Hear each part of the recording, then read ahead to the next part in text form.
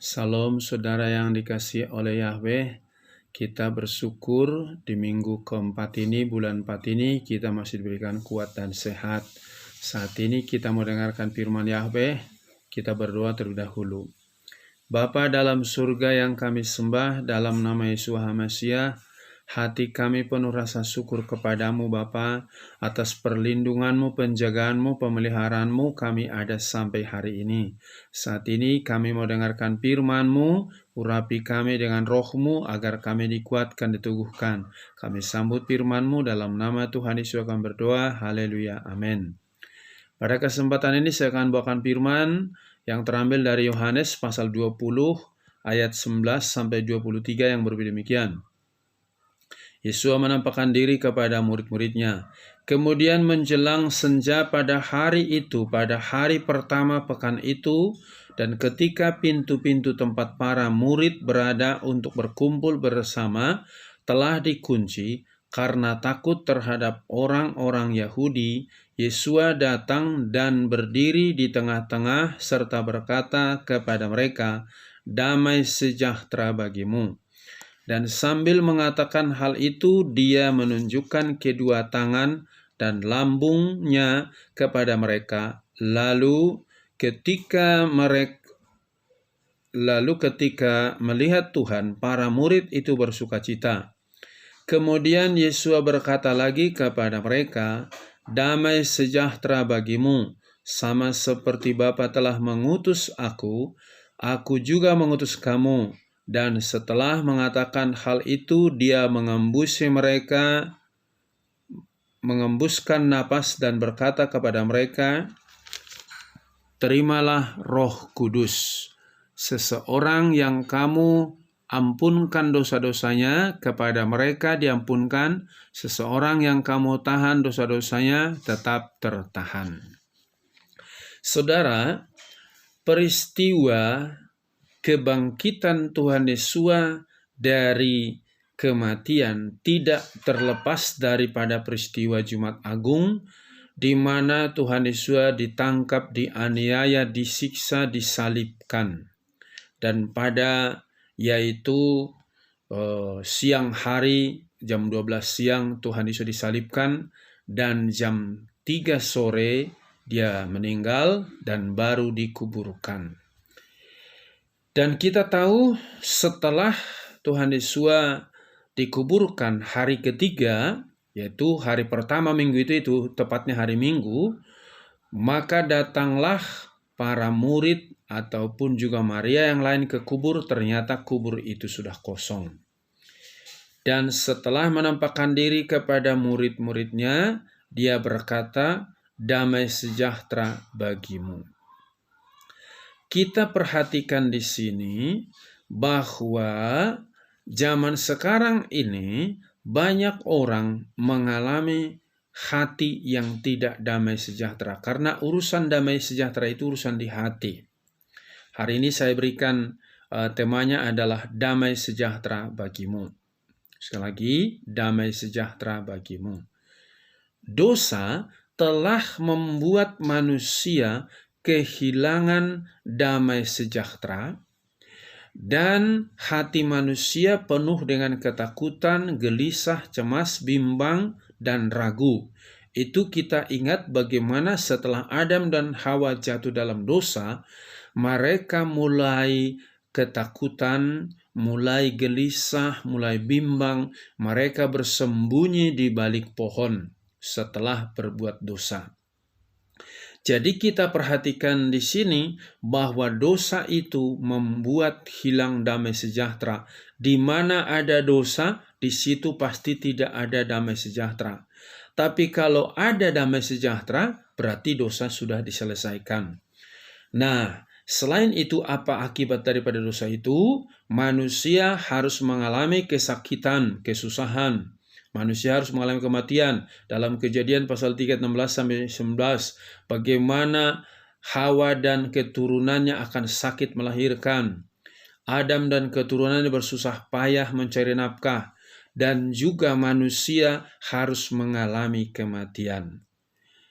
Tetapi kita bersyukur bagaimana Tuhan Yesus datang dari surga ke bumi untuk mengambil alih semua hukuman daripada manusia yang berdosa itu.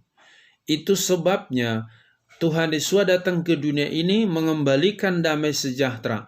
Bagaimana cara daripada Tuhan Yesus mengembalikan damai sejahtera itu?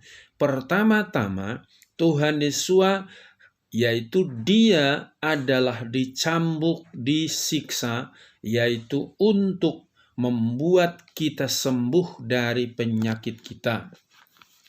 Di dalam Yesaya pasal 53 ayat yang kelima yang berbunyi demikian, namun dia ditikam karena pemberontakan kita, diremukkan karena kejahatan kita, ganjaran demi keselamatan kita menimpa atasnya, dan melalui bilur-bilurnya dia telah menjadi kesembuhan bagi kita.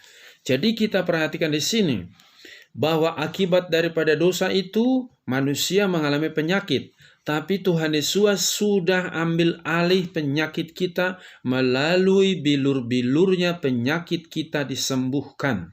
Kalau orang sakit nggak mungkin damai sejahtera.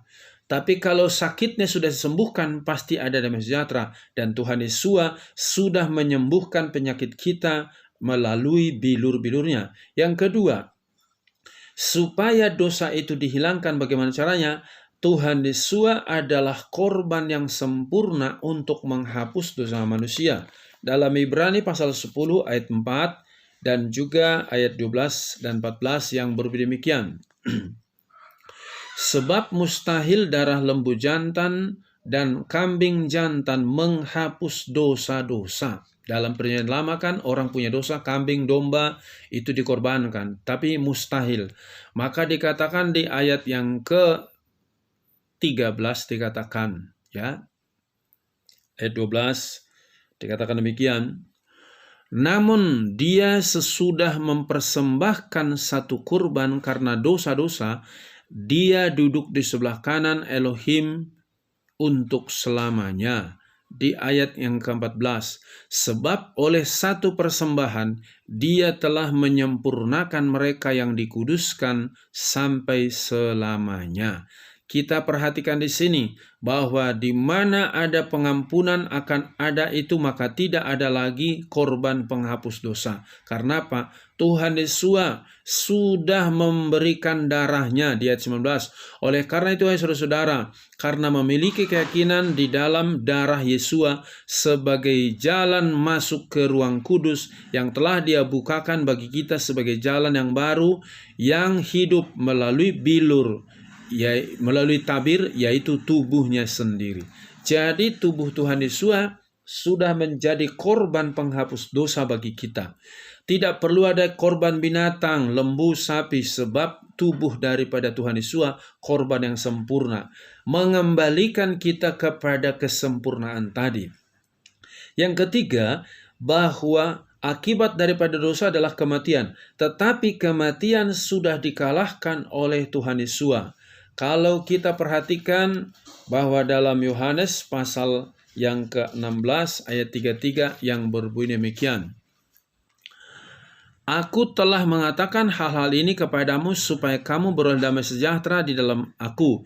Di dunia ini kamu telah mengalami kesukaran, tetapi teguhkanlah hatimu. Aku telah mengalahkan dunia. Tuhan Yesus sudah mengalahkan dunia, mengalahkan kematian. Sebab apa? Dia mengambil kunci kerajaan maut pada saat dia masuk ke dalam, yaitu kematian itu. Dan yang keempat, bagaimana damai sejahtera itu kembali? Tuhan Yesus menjamin hidup kekal bagi manusia. Sekali lagi, Tuhan Yesus menjamin hidup kekal bagi manusia.